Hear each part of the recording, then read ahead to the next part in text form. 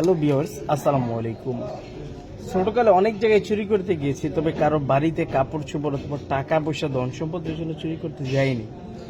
তো ডাব, আম, জাম, কাঁঠাল এইসব চুরি করতে অনেক জায়গায় গিয়েছি। একবার 21শে ফেব্রুয়ারি তো শহীদ মিনারে ফুল দেওয়ার জন্য ফুল চুরি করব।